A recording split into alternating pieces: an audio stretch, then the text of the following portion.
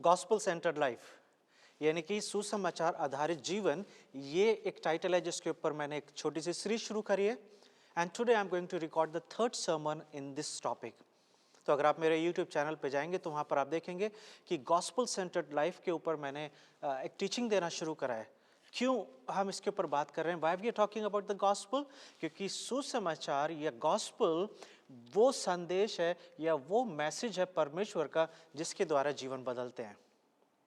हम उन बातों को कर रहे हैं जिनके करने के द्वारा, जिनको सीखने के द्वारा, जिनको मान लेने के द्वारा आत्मिक उन्नति होती है।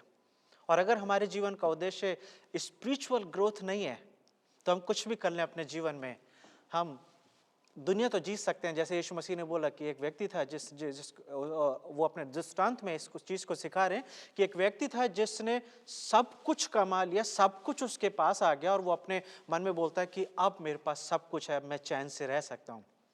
और फिर उससे आवाज़ आई कि क्या होगा अगर तू आज ही इसी रात मारा जाएगा।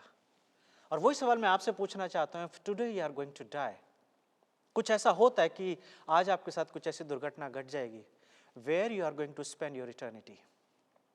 मैं आपको डराना नहीं चाहता हूँ, बट यस, परमेश्वर का वचन जो है वो हमें ये जरूर वार्निंग देता है कि हमें हर पल तैयार रहने की जरूरत है। We need to be ready so that whenever my time come, whenever I leave this place, this earth, I should know, I should be confident that where I'm going to spend my eternity. मुझे इस बात का आश्वासन होना चाहिए, इस बात की तसल्ली होनी चाहिए, इस बात की मुझे पक्की जानकारी होनी चाहिए कि मैं अपने अनंत जीवन को कहाँ बिताने जा रहा हूँ। और आप जानते हैं सिर्फ दो ही जगहें हैं। एक वो जगह जहाँ पर हम अपने प्रभु यीशु मसीह के साथ हमेशा के लिए जीने वाले हैं, जहाँ पे ना रोना होगा, ना दांतों का पीसना होगा, ना किसी तरीके का पेन होगा, ना आंसू होंगे, कुछ नहीं होगा। और एक ऐसी जगह होगी जिसके बारे में बाइबल बताती है कि उस जगह पर हम मरना तो चाहेंगे लेकिन मर नहीं पाएंगे। एक ऐसी मौत जिसमें मौत नहीं होगी लेकिन दर्द बहुत होगा। एक ऐसी जगह जहाँ पे सिर्फ दर्द ही दर्द होगा। और इस बात का चुनाव हमें अपने जीवित रहते हुए, जब तक हम जिंदा हैं तब तक हमें करने की ज़रूरत है। हमें अपने आप से सवाल पूछने की ज़रूरत है और अपने आप को जवाब देने की ज़रूरत है, where I am going to spend my eternity. And why we are talking about the gospel? क्योंकि सुसमाचार हमें तैयार करता है। सुसमाचार यानी कि परमेश्वर का संदेश, परमेश्वर की वो बातें जिसको सीखने के द्वारा, जिसको अपने जीवन में लाने के द्वारा आप और मैं तैयार हो जाते हैं प्रभु यीशु मसीह के साथ जीने के लिए। So what is the meaning of gospel centred life? इसको अगर हिंदी में दो तीन अलग तरीकों से बोलेंगे तो इसको ये भी बोल सकते हैं सुसमाचार आधारित जीवन, या यीशु आधारित जीवन, या यीशु मसीह केंद्रित जीवन। So basically I am saying that live a life in which you give priority to Jesus. आप जॉब करते हैं तो आपकी जॉब की विशेषता जो है उसमें पहला स्थान प्रभु यीशु मसीह है। यानी कि आप इस तरीके से काम करते हैं कि जिसके द्वारा प्रभु यीशु मसीह को महिमा मिले और आप अपने बॉस को, अपने मालिक को या अपनी कंपनी में आप एक अच्छे तरीके से उस काम को कर सकें। So when we put Jesus in our life on a first place, everything we do, we give glory to God. प्रभु को महिमा देने के लिए संडे चर्च में आना काफी नहीं है। संडे चर्च में आके हाथ उठा के वर्शिप करना, गीतों का गाना या रोना या दुआ करना या टाइम से चर्च आना, these are not enough elements to give glory to God. ये चीजें जरूरी हैं। I'm not saying that these things are wrong. These are 100% valid points, valid things that you and I must do and we do. लेकिन वो जो 6 दिन हम बाहर अपने जीवन को जी रहे, उस 6 दिन में प्रभु यीशु मसीह कहाँ पर हमारे जीवन में पाए जाते हैं, वो गॉस्पल हमारे जीवन में कहाँ पाया जाता है, वो सलीब हमारे जीवन में कहाँ पाई जाती है, उसके ऊपर हम लोग बातचीत कर रहे हैं। यीशु मसीह ने कहा हर दिन हमें अपनी क्रूस उठा के प्रभु यीशु मसीह के पीछे चलना है। मतलब ये I have to deny myself, I have to leave the worldly treasures, I have to leave the worldly trap. उन बातों को जो मुझे संसार में घेरे रहती हैं, उन सब चीज़ों को छोड़ के प्रभु यीशु मसीह की तरफ चलने की ज़रूरत है। और वो तब करूँगा जब मैं यीशु मसीह को अपना पहला स्थान दूंगा। तो हमने 2 सरमन में ये चीज देखा है कि हमने 2 अलग अलग तरीके के डायग्राम देखे हैं। पहले सरमन में हमने ये डायग्राम देखा था कि मेरे जीवन में गॉस्पेल यानी कि सुसमाचार जो है वो बढ़ते चले जाना चाहिए। गॉस्पेल की पावर, गॉस्पेल की टीचिंग, प्रभु यीशु मसीह की बातें मेरे जीवन में बढ़ती चली जानी चाहिए, ताकि मेरा मैच्योरिटी लेवल, ताकि मेरे ज्ञान का लेवल, ताकि मेरे विश्वास का लेवल, ताकि मेरे प्यार का लेवल मेरे प्रभु यीशु मसीह के लिए बढ़ता चला जाए। जितना प्यार मैं प्रभु यीशु मसीह से 2022 में करता था, अब मेरे प्यार का लेवल बढ़ जाना चाहिए। 2023 के अंदर मेरे विश्वास का स्तर, मेरे विश्वास का लेवल बढ़ने की जरूरत है। पहले मैं छोटी छोटी चीजों पर विश्वास रखता था और वो हो जाती थी, या मुझे पता रहता था कि मेरा परमेश्वर मेरे साथ में है। लेकिन अब मैं विश्वास जो है बड़ी बड़ी चीजों के ऊपर भी करने लगा हूं। Not only my mundane things, the things which I do every day, but the faith I started putting on a bigger things. जिसके अंदर मेरे रिलेशनशिप हो सकता है, जिसके अंदर मेरी जॉब हो सकती है, जिसके अंदर मेरा कमिटमेंट मेरी फैमिली के अंदर, जिसके अंदर कुछ भी हो सकता है। क्या आपने कभी अपने विश्वास को आजमाने की कोशिश करी कि मैं देखूं कि मैं विश्वास में कहां पाया जाता हूं? मेक योर ओन ग्राफ, अपने जीवन का एक नक्शा बनाइए और आप देखिए कि आपके विश्वास की उन्नति किस लेवल पे हो रही है। किसी और को आपको जज करने की जरूरत नहीं है। जैसे बाइबल बोलती है, I am the best person for myself to जज मी। अगर अपने आप को अगर मुझे मेरे जजमेंट की जरूरत है, तो मैं खुद अपने आप को जानता हूं, मैं अपने आप को बहुत अच्छे से जज कर सकता हूं। Where I stand in my faith, where I stand in the walk with Jesus. जब मैं प्रभु यीशु मसीह के साथ चलने की बात कर रहा हूं, तो मैं कहां पाया जाता हूं। और इन्हीं सब विषयों के ऊपर जब आज हमें तीसरा सरमन यहां पर हम देख रहे हैं, तो तीसरे सरमन को मैंने टाइटल दिया है प्रिटेंडिंग एंड परफॉर्मिंग। बनावटी बातें या नाटक करना या झूठा प्रदर्शन करना, प्रिटेंडिंग एंड परफॉर्मिंग। जब मेरे जीवन में क्रॉस श्रिंक हो रही है, क्रॉस बढ़ने की बजाय क्रॉस का लेवल वहीं का वहीं है, जो दूसरे डायग्राम में आपने देखा था। 2 ही बातें आपके और मेरे जीवन में होती है, या तो मसीह की सलीब मेरे जीवन में बढ़ती चली जाती है, और वो तब बढ़ती है जब मैं प्रभु यीशु मसीह के साथ रेगुलर चलता हूं। When I spend my time in Bible, when I spend my time in praying, when I spend my time in meditation on God's word, जब परमेश्वर की बातों के ऊपर, बाइबल के ऊपर मैं मेडिटेशन करता हूं। आज मेडिटेशन का मतलब योगा हो सकता है बहुतों के लिए। आज मेडिटेशन का मतलब किसी आश्रम में जाना हो सकता है, जहां पर आप किसी एक अकेले कमरे में बैठ जाएं, एक अलग तरीके के पोस्चर में बैठ जाएं और आप कुछ शब्दों को जपने लगे। लेकिन मेडिटेशन, जब हम क्रिश्चियनिटी में बोलते हैं, जब हम बाइबल के ऊपर मेडिटेशन की बात करते हैं, तो इसका मतलब यह है मैं परमेश्वर के वचनों को पढ़ रहा हूं और मैं अपने कानों को तैयार कर रहा हूं, ताकि जब मैं परमेश्वर के वचनों को पढ़ूं, तो बाइबल को पढ़ते वक्त मैं प्रभु यीशु मसीह की आवाज को सुन सकूं।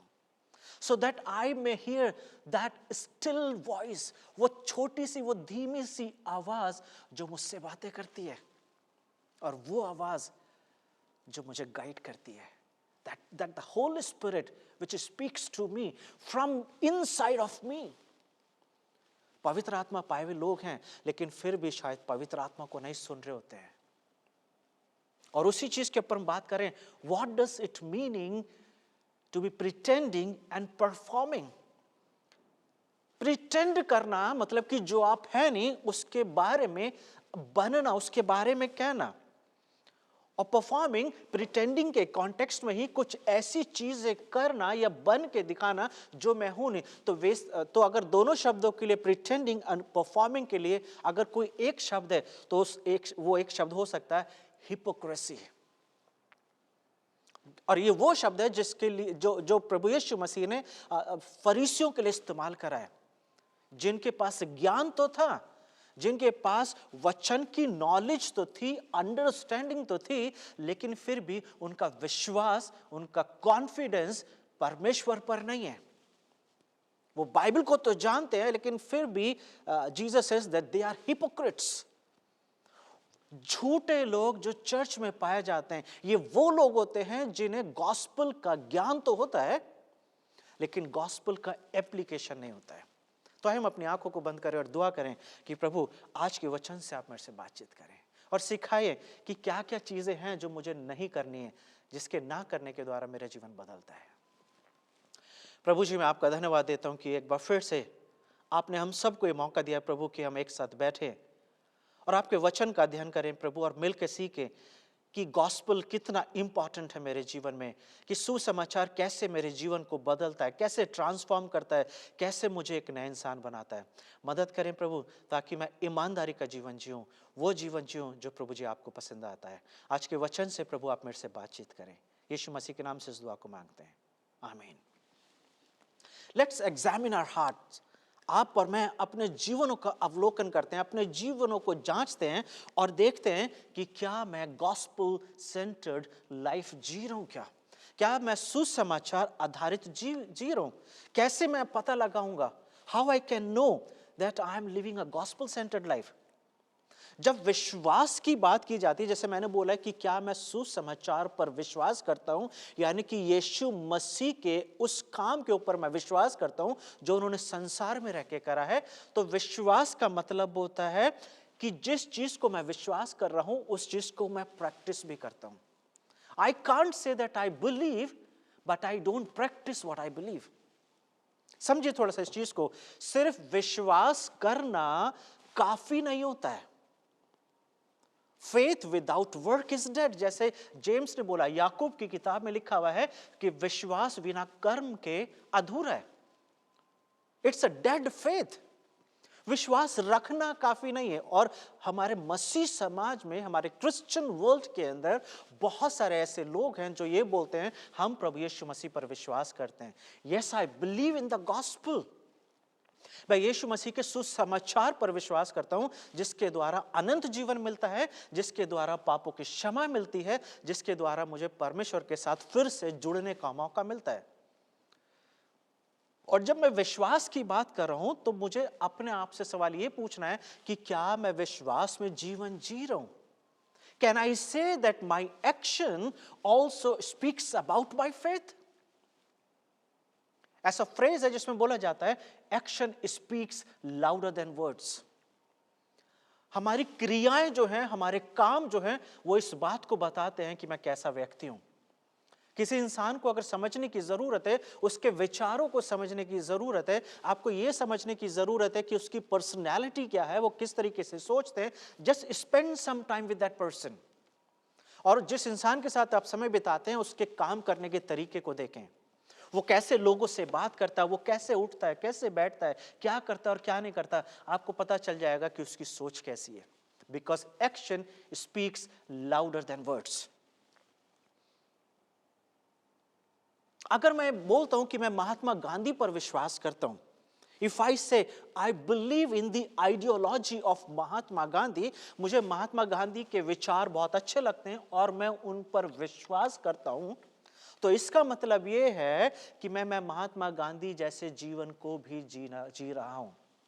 That means I hate violence.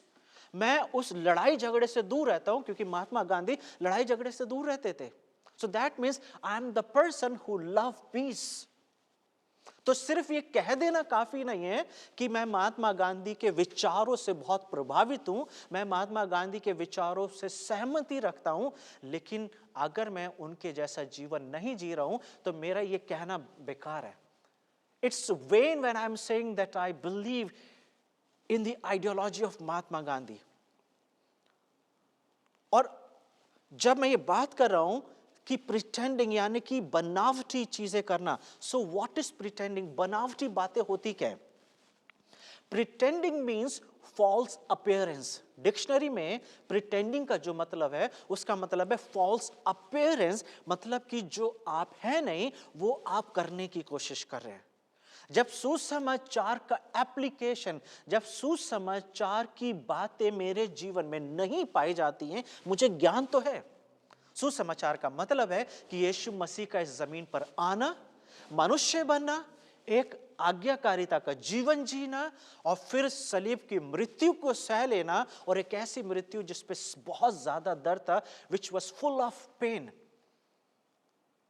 और मर के जी उठना। ये बातें मुझे पता है, लेकिन इन बातों के द्वारा मेरा जीवन नहीं बदल रहा है, तो ये सिर्फ मेरा ज्ञान है। लेकिन अगर मैं जब चर्च में आता हूं तो मैं ऐसा शो करता हूं कि मैं इन बातों पर विश्वास करता हूं। तो जिस तरीके का व्यवहार मैं चर्च में करता हूं, it is called the pretending. मतलब क्या है? False appearance. मैं एक अलग मुखौटे को पहन के, एक अलग मास्क को पहन के चर्च में आता हूं और सबको ये शो करता हूं that I am the best Christian और I am a good Christian. और मैं आपको बताऊं, हमारे चर्च ऐसे लोगों से बहुत भरा हुआ है। बहुत सारे ऐसे लोग हमारे चर्च में पाए जाते हैं। हमें समाज में जाने की जरूरत नहीं है। प्रिटेंडिंग के लिए दूसरा वर्ड जो होता है वो होता है counterfeit. And many times the word counterfeit is uses, और इसका इस्तेमाल जो है वो पैसों के लिए किया जाता है। जब फेक मनी की बात की जाती है तो उसके लिए दूसरा वर्ड होता है काउंटरफीट मनी।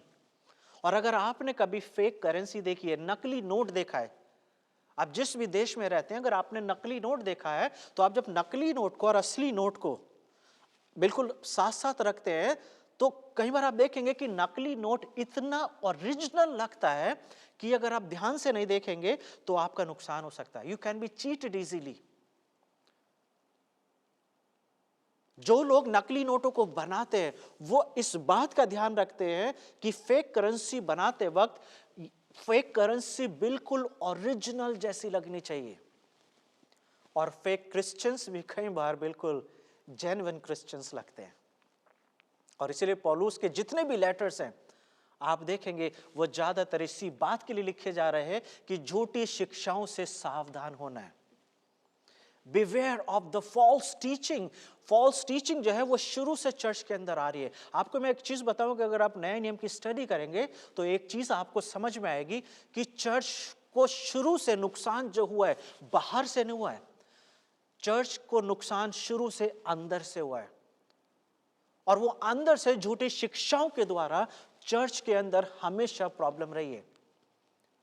अगर आप स्टडी करते हैं थियोलॉजी, हिस्टोरिकल थियोलॉजी, यानी कि अर्ली चर्च, जब चर्च की स्थापना होनी शुरू हुई तो क्या क्या समस्या आ रही थी, और सबसे बड़ी समस्या ये थी कि चर्च के अंदर ही रॉन्ग टीचिंग्स आ रही थी। डिसएग्रीमेंट हो रहा है चर्च के अंदर बाइबल की शिक्षाओं को लेके। चर्च के अंदर, चर्च में बाहर का अटैक इतना नहीं हुआ है जितना चर्च में अंदर से अटैक हुआ है। आज बहुत सारे देशों में सताव चल रहा है, परसिक्यूशन हो रहा है। कभी भी लोग आते हैं चर्च में, लोगों को मारना पीटना शुरू कर देते हैं, बहुत कुछ हो रहा है। लेकिन उससे ज्यादा चर्च में अटैक अंदर से हुआ है। Why? Because people pretend, people are not genuine with the God। इसलिए यीशु मसीह ने बोला है कि बुलाए हुए तो बहुत है, चर्च में आते तो बहुत सारे हैं, लेकिन चुने हुए थोड़े हैं।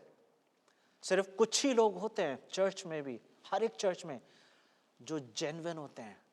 सवाल सिर्फ आपको ये पूछना है, आप किस कैटेगरी में आते हैं? कैन यू से I am not a pretending Christian but I am a genuine Christian? आपको मैं बताऊं, आपको और मेरे को परमेश्वर अच्छे से जानते हैं। और जब हम प्रिटेंडिंग की बात करें तो दूसरा क्वेश्चन ये होगा, what is performing in the context of pretending? जब मैं प्रिटेंडिंग की बात कर रहा हूं, बनावटी बात कर रहा हूं कि किसी तरीके से नाटक करना, तो परफॉर्मेंस क्या है? परफॉर्मेंस का मतलब होता है कुछ काम करना, लेकिन आप कुछ ऐसा काम करें ताकि आप समाज की नजर में, चर्च की नजर में बहुत धार्मिक हो। तो ऐसा भी लोग बहुत कुछ करते हैं, यह शो करने के लिए कि मैं बहुत धार्मिक हूं या मैं बहुत अच्छा हूं। आई एम अ राइचियस पर्सन। क्यों हम इन दोनों शब्दों के ऊपर बात करें? Why we are talking about pretending and performing? क्योंकि ये दोनों बातें आपके और मेरे जीवन में जब होती है तो गॉस्पल की कमी होती जाती है। जब मैं प्रिटेंड करता हूं, जब मैं किसी तरीके की बनावटी बातों को कर रहा होता हूं चर्च के अंदर रहते हुए, तो मैं अपने पापों को छुपा रहा होता हूं ऐसा करके। और जिसके जीवन में गॉस्पल का, सुसमाचार का एप्लीकेशन नहीं होता है, सुसमाचार की शिक्षाएं नहीं होती हैं, वो इंसान हमेशा जब चर्च में आता है तो कुछ ऐसे कामों को करता है ताकि उसके करने के द्वारा उसका ओरिजिनल कैरेक्टर जो है, उसका जो पापी जीवन जो है वो किसी तरीके से छुप जाए। परफॉर्मेंस का मतलब ये होता है कुछ ऐसी बातों को करना जिसके करने के द्वारा मैं परमेश्वर को ये संदेश भेज रहा हूं कि God I know you are holy. मुझे पता है परमेश्वर कि आप पवित्र हो, लेकिन मैं अपनी धार्मिकता कमा सकता हूं। I can do certain things so that I can be called the righteous. मैं कुछ ऐसा कर सकता हूं ताकि मैं लोगों की नजर में धर्मी गिना जाऊं। और लोग कई बार ये चीजें महिमा पाने के लिए, अब सेल्फ ग्लोरी के लिए, कि ताकि लोग मुझे पसंद करें, चर्च में बहुत सारी चीजें करते हैं। कई बार वो अपने परिवार में बहुत सारी ऐसी चीजें करते हैं ताकि परिवार के लोग उन्हें बोले ये बहुत अच्छा बच्चा है। कई बार लोग अपने दोस्तों के बीच में कुछ ऐसी चीजें करते हैं ताकि उनके दोस्त उन्हें बोले कि हमारा ये फ्रेंड कितना अच्छा है। Where we stand in Christian walk. अगर आपके जीवन में प्रभु यीशु मसीह पहले स्थान पे नहीं है, तो प्रभु यीशु मसीह आपके जीवन में नहीं है। Just learn this thing. If Jesus is not in a first place in your life, that means Jesus is not at all in your life.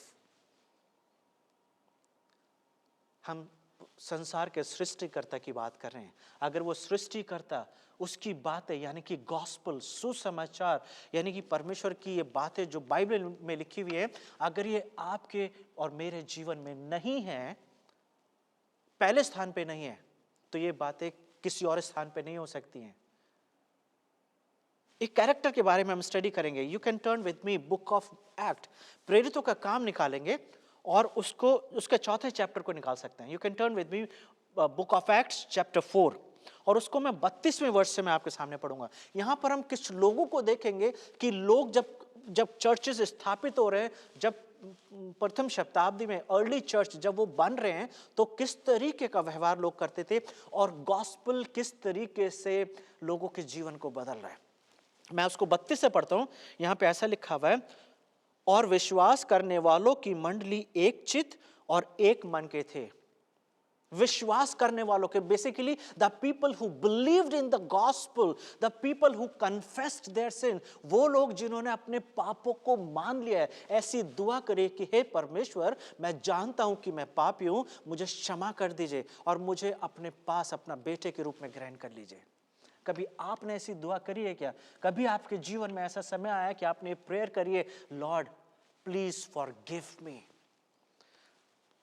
परमेश्वर पिता मुझे मेरे पापों से क्षमा कर दीजिए।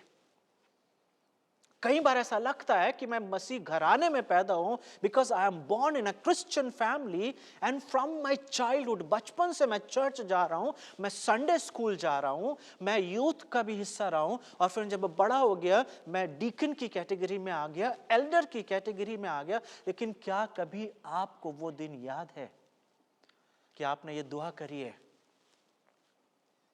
कि ऐ बाप आसमानी, ऐ मेरे पिता, ऐ मेरे परमेश्वर, मैं अपने गुनाहों से माफी मांगता हूं, please forgive me from all my since that I have committed. क्या इस तरीके से दुआ करिए? ये वो लोग हैं जो एक ही मन के हैं, मतलब इन सब ने रिपेंट करा है, इन सब ने अपने पापों से माफी मांगी और एक मन के हैं। यहां तक कि कोई भी अपनी संपत्ति अपनी नहीं कहता है। What ever they have, they say it is not mine alone but it belongs to everybody। यहां पे लिखा हुआ है परंतु सब कुछ साझे का है। ये मैं अर्ली चर्च की बात कर रहा हूं, उस समय की बात कर रहा हूं जब चर्चेस बनना शुरू हुए हैं, जब चर्चेस की स्थापना शुरू हुई है। और प्रेरित बड़ी सामर्थ के साथ प्रभु यीशु मसीह के जी उठने की गवाही देते रहे और उन पर बड़ा अनुग्रह था।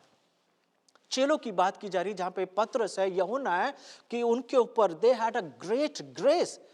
बहुत सारे लोग जो चर्च में आ रहे हैं वो अपनी अपनी चीजों को बेच रहे हैं। और आगे लिखा हुआ है, और 34वें वर्ष में, और उनमें कोई भी दरिद्र ना था। No one is poor. इसका मतलब ये नहीं है that they were practising prosperity. Prosperity gospel preach नहीं किया जा रहा है कि सभी को अमीर होना चाहिए, सभी को अच्छे कपड़े पहनने चाहिए, सभी के पास गाड़ी होनी चाहिए और कोई भी बीमार नहीं होना चाहिए। अगर आप बीमार हो रहे हैं तो इसका मतलब यह है आपके जीवन में पाप है। This is the prosperity.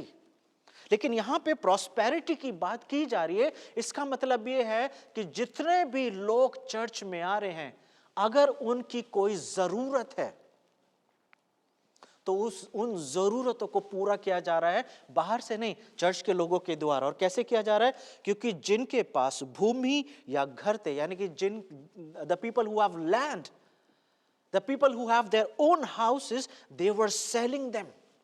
उनको बेच रहे हैं, अपनी जमीनों को बेच रहे हैं, अपने घरों को बेच रहे हैं, और बिके हुए दामों को और बेचने के बाद जो पैसा मिल रहा है, उन पैसों को लाके they are surrendering to the apostles. यहां पे लिखा हुआ है चेलों के पांव में रख रहे हैं। इसका मतलब यह है कि they are giving everything to the apostles. पतरस को लाके दे रहे हैं, यूहन्ना को लाके दे रहे हैं, और वो कह रहे हैं जिसकी जो जरूरत है आप उन्हें पूरा कर दीजिए। वी आर हैप्पी, हमारे पास बहुत है, ये आप ले लीजिए। अगर चर्च में किसी की नीड है, just give it to them. They are not pretending और परफॉर्मिंग। ये वो क्रिश्चियन नहीं है जो बनावटी जीवन जी रहे हैं, जो लोगों के सामने अपने आप को धर्मी साबित कर रहे हैं कि हम लोग बहुत राइचियस हैं, हम लोग बहुत अच्छे हैं इसलिए हम ऐसा कर रहे हैं। ऐसा नहीं है। They are genuine Christians, they are not counterfeit Christians, they are not fake Christians, but they are genuine. ये वो लोग हैं जिन्होंने उद्धार को चखा है। मैं आपको एक चीज बताऊं, जिन्होंने उद्धार को चखा होता है ना, जिनके जीवन में सैल्वेशन का एक्सपीरियंस होता है, वो लोग फर्क तरीके के होते हैं। उनका बात करना, उनका प्रेयर करना, उनका विश्वास में जीवन जीना दिखाई देता है। जिन लोगों को ऐसा लगता है कि उनका उद्धार हो गया है लेकिन हुआ नहीं है, आप उन्हें पहचान सकते हैं। आप कितने भी बनावटी बातें कर लीजिए, कितने भी लोग बनावटी तरीके से जीवन को जिए, लेकिन रियलिटी सामने आ जाती है। ये वो लोग हैं, they were the genuine Christians, they loved Jesus, they surrendered their life to Jesus. अपना सब कुछ उन्होंने प्रभु यीशु मसीह को दे दिया है और चेलों के अंदर समर्पित कर दिया अपने आप को, ताकि चेलों के द्वारा वो सीखे और उनकी आत्मिक उन्नति होती चले जाए। 35वें वर्ष में लिखा हुआ है, और जैसी जिसे आवश्यकता होती थी उसके अनुसार हर एक को बांट दिया जाता था। वो जो पैसा आ रहा है, वो जो मनी आ रही है, वो जरूरतमंदों को दी जा रही है। और कौन है जरूरतमंद? वही हैं जो चर्च में आ रहे हैं, वो भी उद्धार पाए हुए, और जो लोग दे रहे हैं ये वो लोग हैं जो उद्धार पाए हुए। दोनों तरीके के उद्धार पाए हुए लोग हैं, लेकिन जिनके पास बहुत है वो शेयर कर रहे हैं उनके पास, जिनके पास नहीं है। Genuine Christians, because gospel is transforming them. सुसमाचार जो है वो उनको बदल रहा है, ट्रांसफॉर्म कर रहा है, उनको एक नया इंसान बना रहा है। और इसलिए तो पौलुस ने बोला है ना, जो मसीह में है वो नई सृष्टि है। That means if you are live by the gospel, that means you are no more the same old person. आपकी सोच बदल जाती है, आपके विचार बदल जाते हैं, आपकी बात करने की तरीका बदल जाता है, आपका प्रेयर बदल जाता है, and basically you are totally a new person with the same name. कुछ लोग नाम बदल देते हैं, जो किसी दूसरे विश्वास से जब आते हैं, जब उनका बपतिस्मा होता है तो वो अपना नाम चेंज कर लेते हैं। नाम चेंज करने से नया इंसान नहीं होता है, कपड़े चेंज करने से नया इंसान नहीं बनता है कोई भी, दिल को चेंज करने से नया इंसान बनता है। और उसी की बात पौलुस बोल रहे हैं, और उसी की बात प्रभु यीशु मसीह कर रहे हैं। और यहां पे ऐसा लिखा हुआ है 36वें वर्ष में, और यूसुफ नाम का एक कुप्रुस, यानी कि जो साइप्रस का एक व्यक्ति था, जो एक लेवी था, जिसका नाम प्रेरितों ने बरनबास अर्थात शांति का पुत्र, यानी कि द सन ऑफ एनकरेजमेंट रखा था। उसका नाम बदला था। क्यों रखा था? उसकी कुछ भूमि थी, उसकी कुछ जमीन थी, जिसे उसने बेचा और दाम के रुपए लाकर प्रेरितों के पांव में रख दिए। बहुत सारे लोग ऐसा कर रहे हैं, लेकिन किसी एक की बात की जा रही है, और वो है बरनबास की। He also did the same thing. He sold his property and gave everything to the Peter, to the apostles, ताकि वो उस पैसे को डिस्ट्रीब्यूट कर सकें। लेकिन जैसे मैंने बोला है, चर्च के अंदर अक्सर प्रॉब्लम चर्च के अंदर से ही आती है। चर्च में अटैक अक्सर अंदर से हुआ है, बाहर से तो बहुत कम होता है। बाहर से तो अब हम सुन रहे हैं कि कोरिया में, इंडिया में, पाकिस्तान में, चाइना में या किसी दूसरी कंट्रीज के अंदर सताव हो रहा है बाहर से, लेकिन ज़्यादातर सताव अंदर से हुआ है। 5वां चैप्टर जो है, जो कि हमारा मेन कॉन्सेंट्रेशन है, उसके अंदर लिखा हुआ है, हन्ना नाम का एक मनुष्य था, उसकी पत्नी सफीरा ने कुछ भूमि बेची और उसके दाम में से कुछ रख लिया। Now I am not saying that these people are bad people. पहली चीज, जब आप बाइबल पढ़ते हैं और जहां पर आप देख रहे हैं कि परमेश्वर किसी को पनिश कर रहे हैं, तो पनिश करने का मतलब ये नहीं that they are bad people, but yes, they have done something wrong. आपको मैं बता दूं, परमेश्वर ने मूसा को भी पनिश करा है। परमेश्वर ने मूसा को बोला है कि तू वाचा के देश में यानी कि कनान नहीं जाएगा। इसका मतलब ये नहीं है कि मूसा स्वर्ग नहीं गया। इब्रानियों की किताब में लिखा हुआ है, परमेश्वर जिससे प्यार करता है उसको पनिश भी करता है, उसको डिसिप्लिन करता है। And in God's discipline, yes, sometimes death involves. परमेश्वर के डिसिप्लिन में, परमेश्वर के अनुशासित करने में कई बार वो अनुशासन का जो काम है उसमें मृत्यु भी हो सकती है, लेकिन उस मृत्यु का मतलब ये नहीं है कि दे आर लॉस्ट फॉरएवर। मूसा को सजा जरूर मिली है, लेकिन वो सजा ऐसी नहीं है कि वो नरक में नहीं जाएगा। उसकी सजा ये है कि वो वाचा के देश में नहीं जाएगा, और यही सजा हारून को भी मिली थी। So basically Aaron and Moses received the same punishment that they will not enter into the Israel, into the Canaan, into the promised land. But that doesn't mean that they will not go to heaven. यहाँ पे भी दो लोगों की बात की जा रही है, हन्ना और सफीरा। ये वो लोग कौन है? ये लोग वही हैं जिनके बारे में प्रेरितों के काम उसके चैप्टर 4 के अंदर 32वें वर्ष में लिखा हुआ है। वहां पे लिखा हुआ है कि और विश्वास करने वालों की बड़ी मंडली एक चित्त और एक मन के थे। ये जो बड़ी मंडली है विश्वास करने वालों की, ये वो लोग हैं जिन्होंने गॉस्पेल पर बिलीव करा है, लेकिन इन्हीं में से दो लोग हैं, और वो कौन है? हन्ना और सफीरा। ये पति पत्नी है, और उनके दाम में से कुछ उन्होंने रख लिया। जब उन्होंने प्रॉपर्टी बेची, क्योंकि बहुत सारे लोग बेच रहे थे, तो उन्होंने भी बेची। We are looking the example of pretending and performing.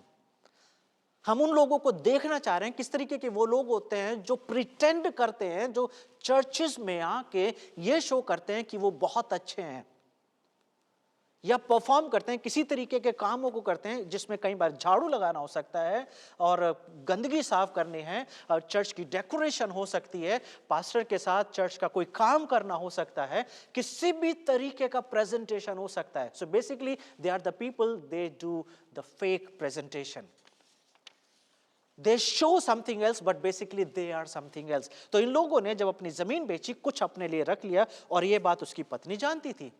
इन दोनों ने डिसाइड करा कि अपनी जमीन को बेचेंगे, बट जब उन्होंने बेचा तो सब की तरह सब कुछ प्रेरितों को लाके नहीं दिया है। कुछ उन्होंने रख लिया और कुछ उन्होंने प्रेरितों को दे दिया। क्या ये करना गलत था? क्या ये करना गलत नहीं था?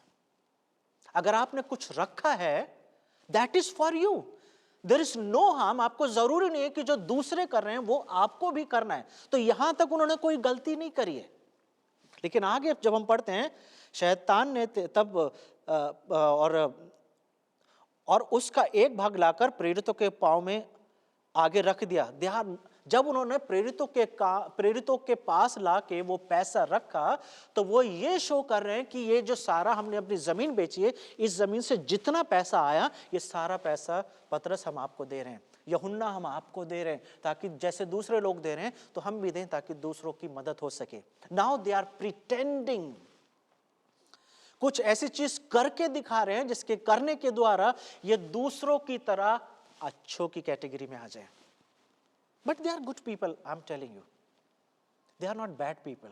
क्योंकि प्रेरितों का काम 4 उसका 32 बोल रहा है कि ये विश्वासियों की मंडली के लोग हैं। तो हम सिर्फ एग्जाम्पल देख रहे हैं कि जिनके जीवन में गॉस्पल नहीं होता है या गॉस्पल काम नहीं कर रहा होता है, वो किस तरीके से व्यवहार करते हैं। 3री वर्ष में लिखा हुआ है 5:3 में, परंतु पतरस ने कहा, हे हनन्याह, शैतान ने तेरे मन में यह बात क्यों डाली कि तू पवित्र आत्मा से झूठ बोले? क्योंकि उसने क्या बोला कि जितने की मैंने जमीन बेची है ये रही वो सारी चीज। उसे झूठ बोलने की जरूरत नहीं थी। वो ये बोल सकता था कि जमीन जो है वो 5 लाख की बिकी है, 1 लाख मैंने अपने लिए रख लिया है और 4 लाख ये रहा। तो इसमें कुछ प्रॉब्लम थी क्या? God loves the cheerful giver. उदारता से देने वालों को परमेश्वर खुश होता है। जो खुश होके देते हैं, जो इच्छा से देते हैं, मन से देते हैं, परमेश्वर उससे खुश होता है। झूठ बोलने की जरूरत नहीं थी, इसलिए पतरस बोला झूठ बोलने की जरूरत नहीं थी। और भूमि के दाम में से कुछ रखे, और तब जब वो तेरे पास थी क्या तेरी ना थी? जब जमीन तूने बेची नहीं थी तब क्या तेरी नहीं थी? और जब बिक गई तो भी क्या वो सारा जो पैसा है वो भी तेरा नहीं था क्या? तूने यह बात अपने मन में क्यों विचारी? तू मनुष्यों से नहीं परंतु परमेश्वर से झूठ बोल रहा है। ये विश्वासियों की मंडली है, चर्च के लोगों की बात की जा रही है। पतरस बोला तूने मुझसे झूठ नहीं बोला है, तूने परमेश्वर से झूठ बोला है, क्योंकि तूने पैसा जो है परमेश्वर के कामों को दिया है, परमेश्वर के कामों के लिए दिया है, और तू बोल रहा है कि यही सारा पैसा। So what was the need? Why you are lying? Ananias, you are a good man. You are a man who knows what is salvation. You are a saved person. लेकिन इसे बोलते हैं पीयर प्रेशर, क्योंकि सारे लोग कर रहे हैं तो मैं भी करूंगा, ताकि मेरे बारे में भी लोग बोलें, मेरे को भी लोग बोलें कि देखो जैसे और लोग कर रहे थे इसने भी करा है। हन्ना और सफीरा ने भी अपना सब कुछ बेच दिया। What a wonderful people they are. 5वीं वर्ष, ये बातें सुनते अनायास गिरा और प्राण छोड़ दिए। क्यों मर गया? पता नहीं परमेश्वर ने मारा है, या जब पतरस ने उससे बात करनी शुरू करी तो चर्च के लोग सुन रहे हैं और उसको ये सदमा बर्दाश्त नहीं हो पाया कि मेरा सच सबके सामने आ गया। अगर ये बात पतरस अकेले में कर लेता तो शायद प्रॉब्लम सॉल्व हो जाती, कि पतरस अकेले में उसे बुलाता कि हनानायास तूने ये जो करा ये गलत करा है, तुझे ऐसा नहीं करना चाहिए था, मैं तुझे मौका दे रहा हूं, चल अपनी गलती सुधार ले, या तो तू सारा ले जा या सारा ले आ। लेकिन पतरस ने सबके सामने उसको कन्फ्रंट करा, और जब सबके सामने करा तो अब उससे ये सदमा शायद बर्दाश्त नहीं आया। हुआ हार्ट अटैक। ऐसे कैसे? अब तो सबको पता चल गया, अभी तक तो मैं बहुत अच्छा था, लेकिन अब मेरे साथ ये क्या हो गया? अब मैं कैसे मुंह दिखाऊंगा? I have sold everything, now what I will do? ये समाज मेरे बारे में क्या सोचेगा? तो पता नहीं कि इसकी मृत्यु परमेश्वर की तरफ से आई या इस सदमे को बर्दाश्त नहीं कर सका। But one thing is sure, that he is dead, he is no more alive. आगे लिखा हुआ है, और सब सुनने वालों पर बड़ा भय छा गया। 6ठी वर्ष, फिर जवानों ने उठकर उसकी अर्थी बनाई और बाहर ले जाकर गाड़ दिया।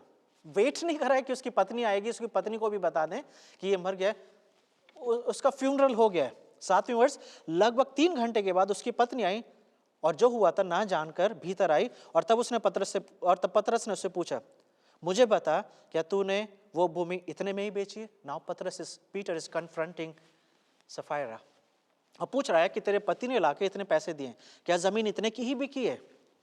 अब जो तरीके का व्यवहार सफीरा कर रही है, this is called performing, pretending and performing. वो बोलती है हाँ इतने में। तो परफॉर्मेंस के अंदर झूठ और बॉडी लैंग्वेज दोनों शामिल होता है। Of course Peter, you know that everybody is doing, so why we will do something else? जब सारे लोग अपना सब कुछ दे रहे हैं तो हम क्यों नहीं देंगे? पीटर कम ऑन, इतने में ही बेची, हमने सारा दे दिया। तो वो बोल भी रही है और बॉडी लैंग्वेज। तब पतरस ने उससे कहा, ये क्या बात है कि तुम दोनों ने प्रभु की आत्मा की परीक्षा के लिए एका करा है? और जब पतरस ये बोल रहा होगा तो सफीरा शायद बोलेगी, व्हाट पतरस, क्या बात कर रहे हैं आप? ऐसा तो है ही नहीं, this is not the reality. और तब पतरस ने बोला, तेरी पति के गाड़ने वाले दरवाजे पे खड़े हुए हैं और तुझे भी बाहर ले जाएंगे, बिकॉज यू आर लाइंग। तो हनन्याह मरा है, हो सकता है कि वो इस डर से मर गया कि उसकी असलियत सबके सामने आ गई। लेकिन सफीरा के लिए पतरस बोल रहा है that you are going to die. तब वो तुरंत अपने पांव पर गिरी और प्राण छोड़ दिए, और जवानों ने भीतर आकर उसे मरा पाया और बाहर ले जाकर उसका भी फ्यूनरल कर दिया। और सारी कलीसिया के ऊपर, 11वीं वर्ष में लिखा हुआ, सारी कलीसिया पर और इन बातों के सुनने वालों पर बड़ा भय छा गया। प्रिटेंडिंग एंड परफॉर्मिंग, बनावटी क्रिश्चियन बनना, उन बातों को करना जिसके करने के द्वारा मैं समाज में एक अच्छा इंसान कहलाता हूँ, एक विश्वासी इंसान कहलाता हूँ, चर्च में मुझे आदर मिलता है, जिस तरीके से मैं वर्शिप लीड करता हूँ, जिस तरीके से मैं प्रीचिंग करता हूँ, जिस तरीके से मैं टीचिंग करता हूँ, ताकि सबको लगे आई am the best and I am a good person. लेकिन क्या मैं अच्छा इंसान हूँ? क्या मैं अच्छा इंसान तब कहलाऊंगा जब मेरे जीवन में वो क्रॉस है वो बढ़ती चली जा रही है। अगर क्रॉस मेरे जीवन में नहीं बढ़ रही है, that means I am shrinking the cross in my life. वो जो क्रॉस बढ़ रही है, इसका मतलब उस क्रॉस को मैं बढ़ने नहीं दे रहा हूं। क्यों नहीं बढ़ने दे रहा हूं? क्योंकि मैं अपने पापों को अपनी हरकतों से, अपने व्यवहार से, अपने आप कुछ ना कुछ करके मैं उनको छुपा लेता हूं। Performing means I am reducing the holiness of God. परमेश्वर की वो जो पवित्रता है जिसे मुझे समझ जाना चाहिए, क्योंकि परमेश्वर की पवित्रता मुझे पापी होने का एहसास कराती है। और जब मैं अपने पापों को छुपाने लगता हूँ कुछ करके, समाज में कुछ करके मैं अपने पापों को छुपाने लगता हूँ, तो इसका मतलब मैं परमेश्वर की पवित्रता को भी रोक रहा हूँ। इसका मतलब मैं परमेश्वर की पवित्रता के ऊपर विश्वास नहीं कर रहा हूँ। ऐसा बोला जाता है, fake it till you make it, fake it till you make it. झूठ बोलते रहो, बनावटी जीवन जीते रहो, और तब तक जीते रहो जब तक कुछ बन ना जाए। कुछ लोगों का मोटो होता है, कुछ लोगों का सिद्धांत यही है, प्रिंसिपल यही है, fake it till you make it. Where you stand in your walk with Jesus, कहां पर आप खड़े हुए हैं? सिर्फ गॉस्पल है, सिर्फ सुसमाचार है जो हमें हर एक झूठ से आजाद करता है।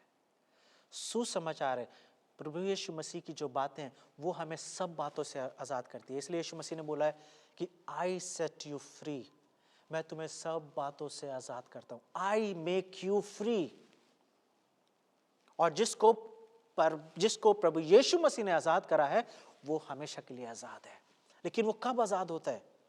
वो तब आजाद होता है जब वो सुसमाचार को अपने जीवन में काम करने देता है, जब मैं सुसमाचार की बातों के अनुसार अपने जीवन को जीने लगता हूं। हमें नहीं पता कि हन और सफीरा जब मरे तो वो नरक में गए कि वो स्वर्ग में, क्योंकि वो विश्वासी थे। ऐसा नहीं कि वो विश्वासी नहीं थे, लेकिन हां, कहीं ना कहीं इन विश्वासियों के जीवन में शैतान काम करने लगा और उन्हें ऐसा लगने लगा कि हमें भी औरों की तरह और अच्छी कैटेगरी में आना है, तो विश्वासी होना काफी नहीं है, I have to do something so that people will talk about me, ताकि ये समाज मेरे बारे में भी बात करेगा कि जैसे वो लोग अच्छे हैं ऐसे हम लोग भी अच्छे हैं। उनकी डेथ इस बात को नहीं दर्शाते कि वो नरक चले गए, लेकिन उनकी बात ये, उनका जीवन, उनकी डेथ इस बात को दर्शाती है that they were pretending and performing, they were doing a fake presentation. उनके जीवन में वो बातें पाई जा रही थी जो सच नहीं थी। और हमारा परमेश्वर ईमानदारी चाहता है। इब्रानियों 4:13, इस वर्ष को आप लिख लीजिए, इस वर्ष को आप याद कर लीजिए। इब्रानियों 4:13, जिसमें ऐसे लिखा है, nothing in all creation is hidden from God's sight. Hindi में लिखा हुआ है, सृष्टि की कोई वस्तु परमेश्वर से छुपी नहीं है। सृष्टि की कोई भी वस्तु। तो क्या मैं अपने पाप कुछ करके छुपा सकता हूं?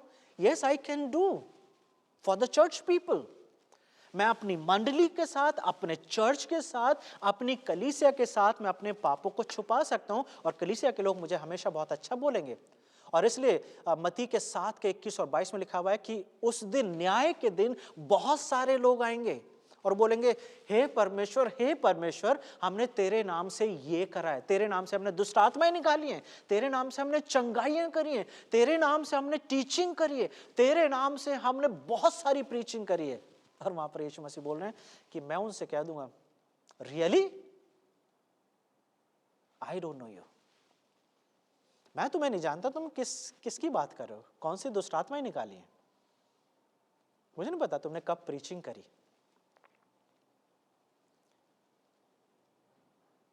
परमेश्वर हमारा ईमानदार लोगों को चाहता है। वो वो चाहता है कि हम ईमानदारी से अपने जीवन को जिएं। तो लिखा हुआ है इब्रानियों 4:13 में, Hebrews 4:13, nothing in all creation is hidden from God side, everything is uncovered and laid bare before the eyes of him to whom we must give account. और सृष्टि की कोई वस्तु उससे छुपी नहीं है, वरन जिससे हमें काम है उसकी आंखों के सामने सब कुछ खुली और बेपर्दा है। जिस परमेश्वर की आप और मैं आराधना करते हैं उसके सामने सब कुछ बेपर्दा है।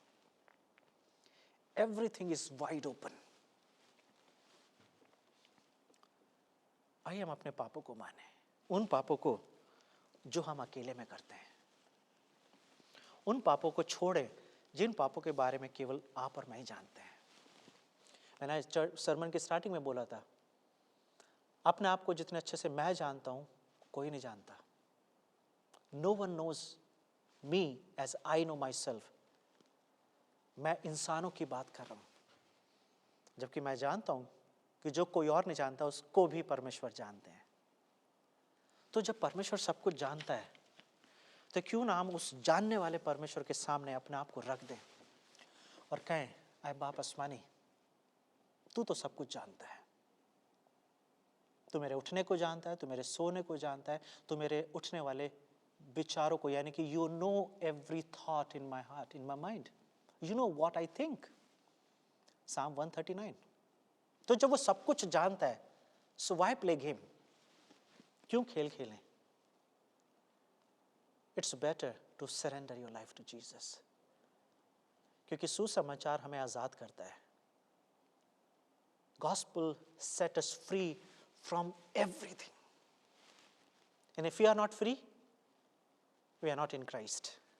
और अगर हम प्रभु यीशु मसीह में नहीं है तो हो सकता है समाज में हमें इज्जत मिल रही है, हो सकता है हमारे चर्च में हमें इज्जत मिल रही है, हो सकता है हमारी फैमिली में, हमारे फ्रेंड्स में हमें इज्जत मिल रही है, बट गॉड विल से मुझे नहीं पता आप कौन है। आइए दुआ करें और अपने पापों से माफ़ी मांगें और प्रभु से बोलें, प्रभु मैं चाहता हूँ मेरे जीवन में सलीब बढ़ती चली जाए। प्यारे प्रभु जी, मैं आपका धन्यवाद देता हूँ आज के वचन के लिए। हमने हन्न और सफीरा के उदाहरण को देखा प्रभु, जो विश्वासी लोग थे प्रभु, जो धर्मी लोग थे, जो विश्वासियों की मंडली में थे प्रभु, लेकिन उन्होंने यही सोचा कि हम कुछ ऐसा करें ताकि कलीसिया के सामने, समाज के सामने हम अच्छे दिख सकें। आप जानते हैं प्रभु,